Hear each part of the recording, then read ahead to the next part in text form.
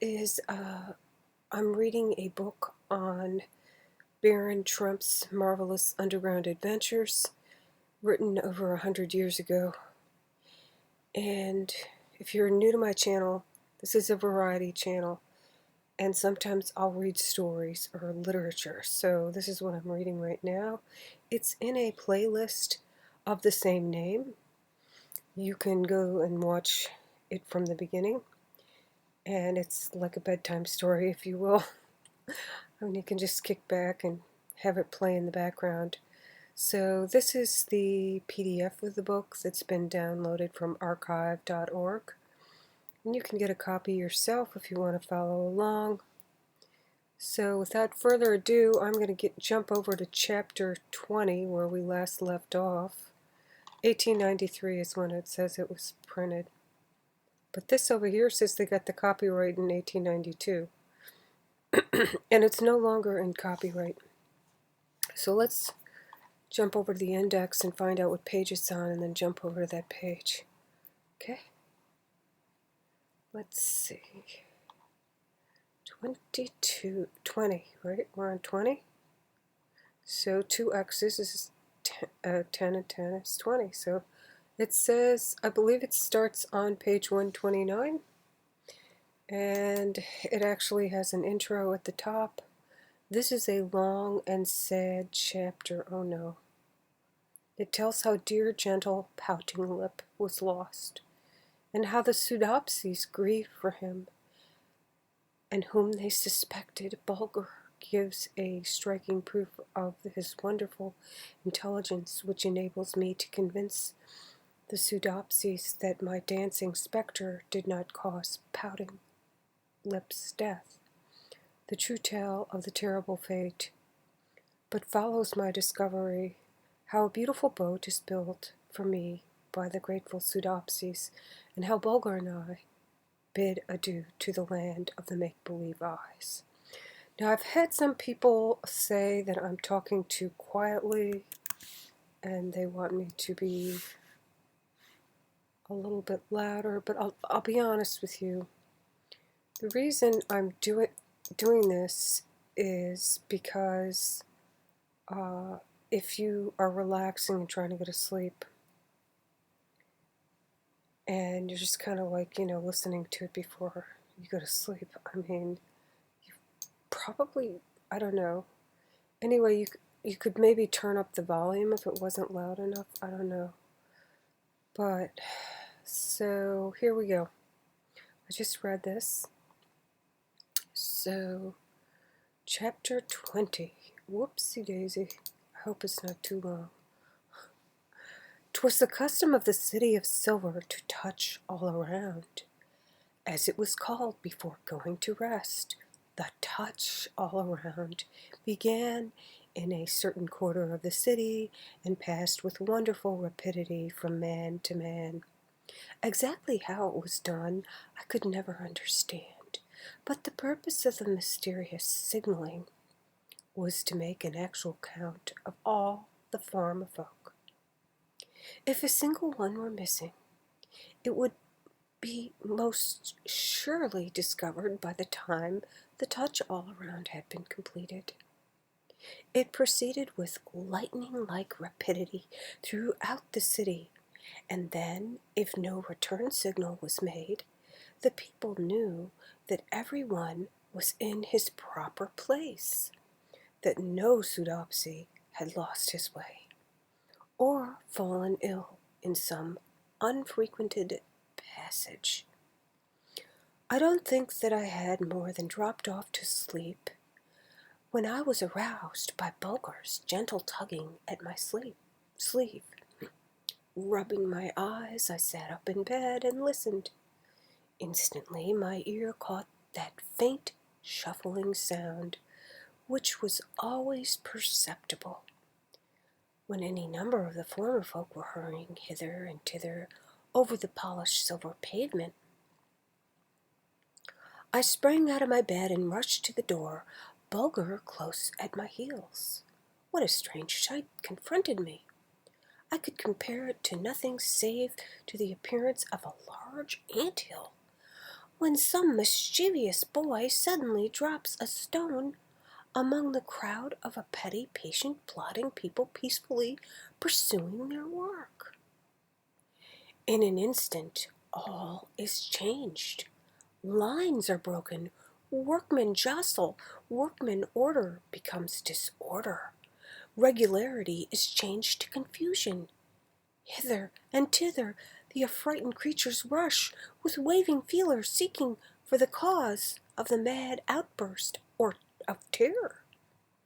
So it was with the Formifolk.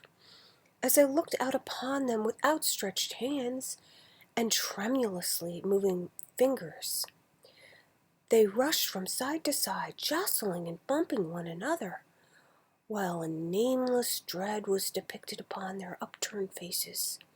Anon, a group would halt, join hands, and begin to exchange thoughts. By lightning-like pressures, tappings, and strokes, when others would dash against them, break them apart, and confusion would reign greater than ever. But gradually I noted that some of the order seemed to be coming out of the movements of this mad throng. Here and there, groups of 3 and 4 would form and clasp hands. Then these similar circles would break and form into larger ones. And I noted, too, that this ever-increasing circle was formed on the outside of the panic-stricken crowd, and as it grew, it shut them in, so that when a fleeing Pseudopsy hurtled up against the steady line, his terror left him at once, and he took his place in it. In a few moments, the madly pushing, jostling throng had disappeared entirely, and the whole city was girt round about with these long, steady lines. The great circle had been formed. After half an hour, the deliberation was completed, and to my surprise, the great circle broke up into squads and companies of 4s and 6s and 10s. Then each disappeared slowly and steadily, with lockstep, pausing out of the city into the... Oh my goodness, that looks like a giant turtle. It is. It says the giant tortoise that devoured the pouting lip. Oh my gosh. All right, let's jump over to the next page. Okay, so dark or only partially lighted chambers and passages that surrounded it. The search for the missing Pseudopsy had begun. It was hours before the last squad had returned to the square, and the great circle had been formed again. Alas, the news was sad indeed. There came no tidings of the missing man. He was lost forever. And with clasped hands and slow and heavy step, the grieving Formifolk made their way back to their homes, where the sighing women and children were awaiting their coming. As Bulger and I went back to bed again, it almost seemed to me as if I could hear at times the deep and long-drawn sighs that escaped from the gentle breasts of the sorrowing Pseudopsies. I noticed a very touching thing on the following day. It was that every man, woman, and child in the city of Silver grieved for the lost Pseudopsy as if he were actually brother to each of them. Love was not as with us in the upper world, a thing bestowed upon those in whom we see our own faces repeated, and in whose voices we heard our own ring out again, sweet and clear, as in our childhood. In other words, a love almost of our very selves. Oh no, While it was true that a mother's touch was most tender to her own child, yet no little hand stretched out to her went without its caress. She was mother to them all.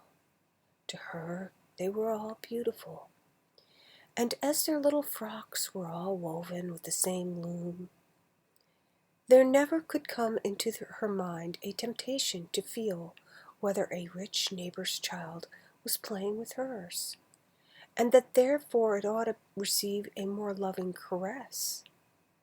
In that portion of the city where the children had their playgrounds, the silver pavement was in some places marked off with raised lines and letters, something after the manner of our hopscotch, for the purpose of a game which was very popular with the Pseudopsies. Its name is hard to translate, but it meant something like Little Boogeyman. And many an hour had Bulger and I stood there, watching these silent little gnomes at play, fascinated by the wonderful skill with which they would display in feigning the drawing near of the little boogeyman. Their hiding from him stealthily approach. I'm going to have to scooch this back, hang on. The increasing danger, the attack, the escape, the new dangers, wild fight, and mad pursuit. Fancy, therefore, my astonishment one morning to note that Bulger was coaxing me thither, although the place was quite deserted, the children being all at their lessons. But as it was a rule of mine always to humor Bulger's whims, I went patiently along. In a moment, as we came to the spot where the pavement was marked off and inscribed, as I have explained, he halted, and with an anxious whine he began to play the game of the little boogeyman, turning every now and then to see what effect his actions had upon me. He had no mistakes. As he entered each compartment, he rested his paw upon the raised letters, as he had so often seen the children do with their little bare feet, and then mimicked with wonderful fidelity their actions, beginning with the first scent of danger and ending with mad terror at the close pursuit of the boogeyman.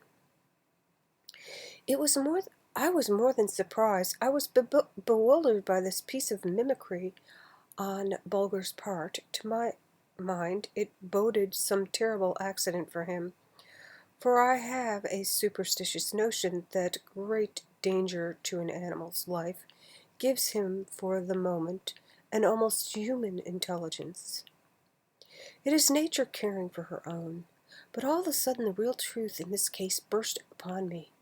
It was not my dear little brother giving me to understand that some peril was threatening him, but that some danger was hanging over my head, the more real in that it was unseen and unsuspected by me. I called him to me and rewarded him with a caress.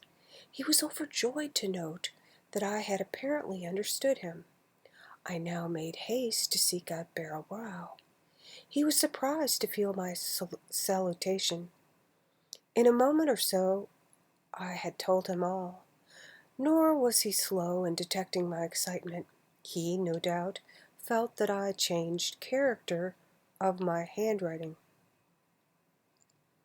Felt the changed character, Calm thyself, little baron, he wrote. The wise Bulger has told thee the truth. Thy life is in danger. I had resolved to send thee this very day, to warn thee of it, to bid thee quit the land of the former folk in all haste, for the notion has spread among our people that it was the dancing spectre at thy heels which caused the death of the gentle pouting lip, who disappeared so mysteriously the other day. I therefore counsel thee, that thou make ready at once, and quit our city tomorrow, before the clocks rouse the people from their sleep. I thanked Barrel Brow, and promised that I would heed his advice, although I confessed to him that I would fain have bided a few weeks longer. There were so many things in and about the wonderful city of silver that I had not seen, but I owed it to my dear hearts, of my own world, to take the best care of my life, insignificant though it might appear to me. Then again, I felt it would be madness to attempt to reason with the Pseudopsies.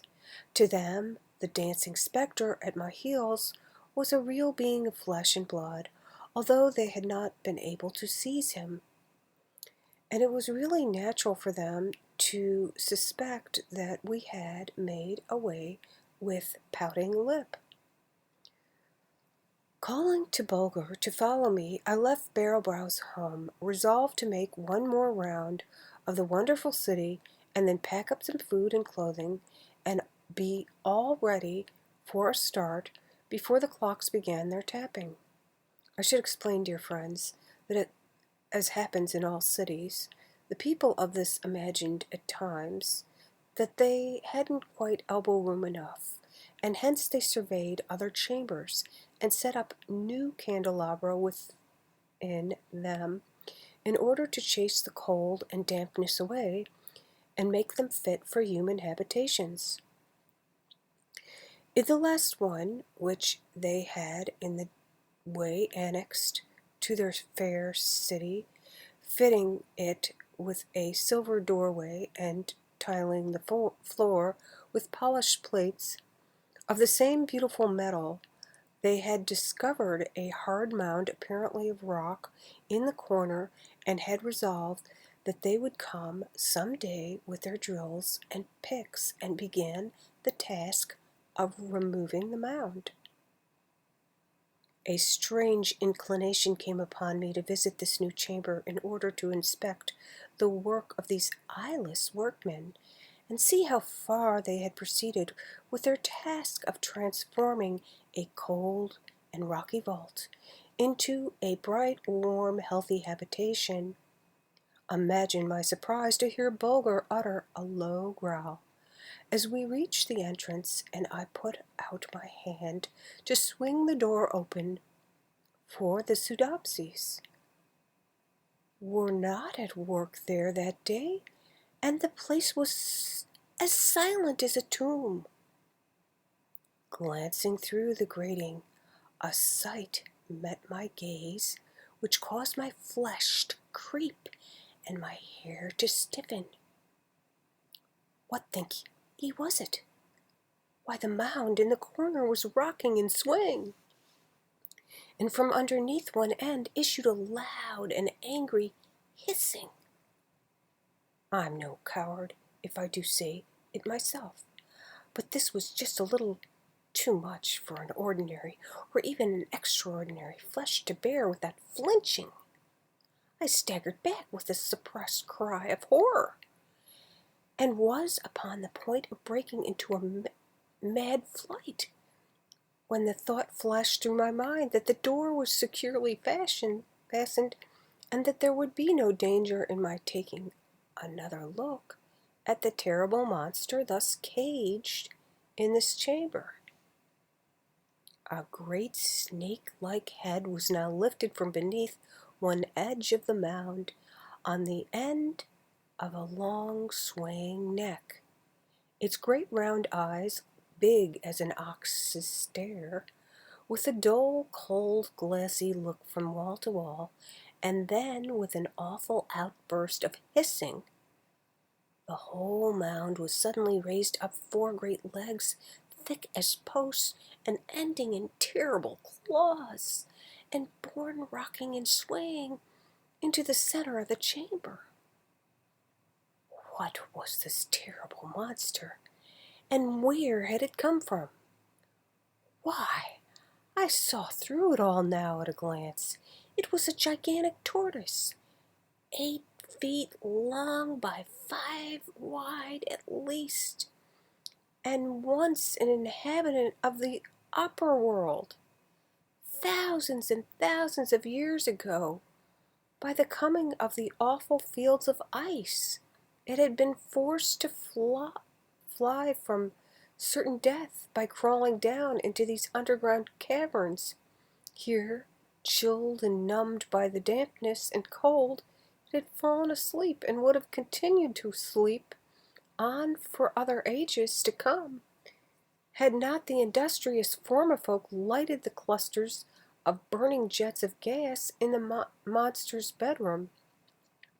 Gradually the warmth had penetrated the roof of the shell, made thicker by the earth and layers of broken rock, which the tooth of time had dropped upon it, and reached his great heart, and set it beating again, slowly, very slowly, but faster and faster, until he really felt he had awakened from his long sleep.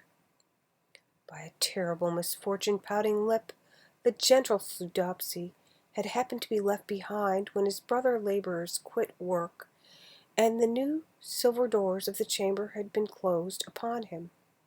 Oh, it was terrible to think of, but true it must have been. The poor little Pseudopsy, shut in by his own eyeless folk in this chamber, which was helping to beautify, by his patient skill, had served to satisfy the hunger of this awful monster after his long ages of fasting. But why, you ask, dear friends, was all this not discovered when the great circle had been formed and the search was made for him? Simply because the monster, after devouring the lost Pseudopsy, retreated to his nest and drew the dirt and crumbled rock up around him with his gigantic flippers and went to sleep again, as all gorged reptiles do, so that when the searchers entered the new chamber, all was as they had left it, the mound of rock as they had supposed it to be in the corner, undisturbed. With Bulger at my heels, I now turned and ran with such mad haste to Barrow Brows that the whole city was thrown into the wildest disorder, for, of course, they had felt me fly past them. With all the quickness I could command, I wrote an account of what I had witnessed, and when Barrow Brow communicated it to the assembled Pseudopsies, 1,000 hands flew into the air in token of mingled fright and wonder, and a wild rush was made for Bulger and me, and we were well nigh smothered with kisses and caresses. The moment of excitement had quieted down a little. A great circle was immediately formed, and I was honored with a place in it. When my tablet was passed about, 1,000 hands made signs of assent. My plan was a simple one. It was to make a pipe connection between Uppushlock and the new chamber, and to turn the deadly vapor into the sleeping apartment of the gigantic monster. In this manner his dispatch would be a happy one, merely a beginning of another one of his long naps, so far as he would know anything about it. This was done at once, care first being taken to make the doors of the new chamber perfectly airtight. I was the first to enter the cavern after the execution of the monster, and found, to my delight, that my estimate of his length and width was correct almost to an inch. I always had wonderful eye for dimension and distances. Seeing Bulger raising himself upon his hind legs, and make an effort to dislodge something from the wall, I drew near to assist him. Alas! It was dear gentle Pouting Lip's tablet. He had been writing upon it as the terrible monster advanced upon him, and he had reached up and hung it upon a silver pin on the wall. When the Pseudopsies read what their poor brother had written, there they all sat down and wrung their hands in silent but awful grief. It ran as follows: O my people, why have ye abandoned me? The air trembles, the whole place is filled with a suffocating odor. Must I die? Alas, I fear it. And yet I would so love to feel my dear one's touches once more. The ground trembles. A stifling breath is puffed into my face. I am wearied, almost fainting, by trying to escape it. I can write no more. Don't grieve too long over me. It was my fault. I stayed behind when I should have followed. Oh, horrible, horrible. Farewell. I'm going now. A loving touch to all. Farewell. After waiting a few days for the grief of the former folk to lighten a little, I asked them to send a number of their most skillful workmen to assist me in removing the magnificent shell from the dead monster whose body was fed to the fishes. They not only did this, but they also offered to transform the shell into a beautiful boat for me, so that when I resolved to bid them adieu, I might sail away from the city of silver and not be obliged to trudge along the marble highway. The work went on apace. At first the polishers began their task, and in a few days the mighty carapace glowed like a lady's comb. Then the dainty and cunning craftsmen in silver began their part of work, and ere many days the shell was fitted with a silver prow, curiously wrought like a swan's neck and a head, while quaintly carved trimmings here and there, and a dainty pair of silver sculls, with a silver rudder beautifully chased, from which ran the two silken ropes, were added to the outfit. I never seen anything half so rich and rare, and I was as proud of it as a young king of his throne before he finds it so much like my ship of shell. At last the day came when I was to bid the gentle Pseudopsies a long farewell. They lined the shore as Bulger and I proceeded to take our place in the bark of the shell, which sat upon the water like a thing of life. It was with a great show of dignity that Bulger took his position in the stern, with the tiller ropes in his mouth, ready to pull on either side, as I might direct, and setting the silver oars in place. I threw my weight upon them, and away we glided, swiftly and noiselessly, over the surface of the dark and sluggish stream. In a few moments, nothing but a faint glimmer was left to remind us of the wonderful city of silver, where the silent Formifolk live, and love, and labor, without ever a thought that human beings could be any happier than they. Dear happy folk, they have solved a mighty problem, which we of the upper world are still struggling over. Thank you for listening. Chapter 21 will be next time. Bye.